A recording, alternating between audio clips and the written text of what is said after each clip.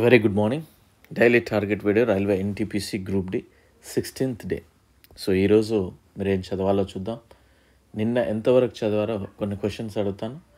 మీకు ఆన్సర్స్ తెలియకపోతే తెలుసుకొనైనా ఆన్సర్ చెప్పడానికి ట్రై చేయండి. డెఫినెట్లీ మీకు ఉపయోగపడుతుంది. ఓకే.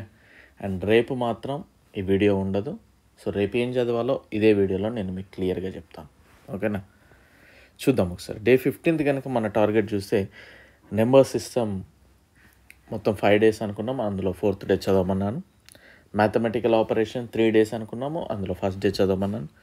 న్యూ పార్లమెంట్ గురించి చదవమన్నాను. అండ్ కాంటినెంట్స్ ఖండాలలో ఏషియా గురించి చదవమని చెప్పాను.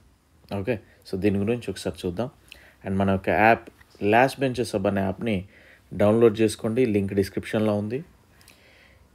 మీరు డౌన్లోడ్ చేసుకునే ముందే యూట్యూబ్లో క్లాసెస్ చూడండి. చాలా క్లాసెస్ ఉన్నాయి. మీకు నచ్చితే, మీకు హార్ట్కి రైల్వేకి ఎగ్జామ్స్కి ఉపయోగపడుతున్నాయని మీకు అనిపిస్తే దెన్ తీసుకోండి, లేదంటే వద్దు. ఓకేనా? సో ఇక్కడ చూసినట్లయితే మనకి పాలిటీ కావచ్చు, కెమిస్ట్రీ, జీకే అండ్ సైన్స్ కేవలం 60 రూపీస్కే ఉంది. అండ్ ప్రీవియస్ క్వశ్చన్స్కి సంబంధించిన అది 100 రూపీస్. అదే గ్రూప్ డి అయితే 200 రూపీస్కి ఇవ్వడం జరుగుతుంది. మీరు పెట్టిన ఖచ్చితంగా రూపాయికి న్యాయం అయితే జరుగుతుంది, అందులో no doubt at all. So మీకు కావాల్సింది కొద్దిగా పేషెన్స్గా ఉండి చదువుకోవడం స్టార్ట్ చేయండి. డెఫినెట్లీ మీకు ఓ డే వస్తుంది. ఓకే, చూద్దాం ఒకసారి. అండ్ 15th డే మనం క్వశ్చన్స్ కనుక చూస్తే, భూమధ్య రేఖ వెళ్ళే ఏకైక ఆసియా దేశం ఏది? అంటే ఈక్వేటర్ వెళ్ళే కంట్రీ ఏది ఏషియాలో? నెక్స్ట్, ఆసియా ఖండంలో ఉన్న దేశాల సంఖ్య, ఎన్ని కంట్రీస్ ఉన్నాయి ఏషియా కాంటినెంట్లో? ఆసియా ఖండానికి దక్షిణాన భూమధ్య రేఖ ప్రాంతంలో పెరిగే అడవులను ఏమంటారు?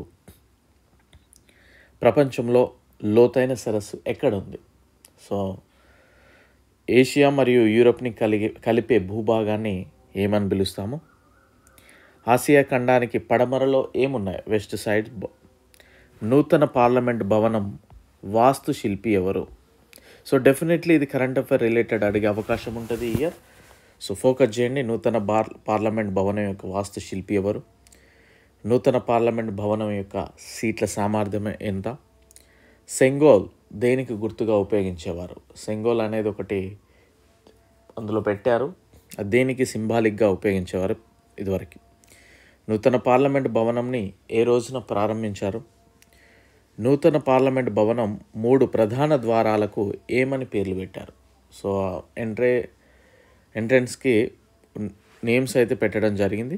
అవి ఏంటి అనేది ఒకసారి చెప్పడానికి ప్రయత్నం చేయండి. అండ్ 16th డే మీ యొక్క టార్గెట్ కనుక చూస్తే, నెంబర్ సిస్టమ్ కంప్లీట్ చేసేయండి. అండ్ మ్యాథమెటికల్ ఆపరేషన్స్ ఈరోజు రేపు కంప్లీట్ చేసేయండి. అండ్ కాంటినెంట్స్లో ఆఫ్రికా ఈరోజు చదవండి.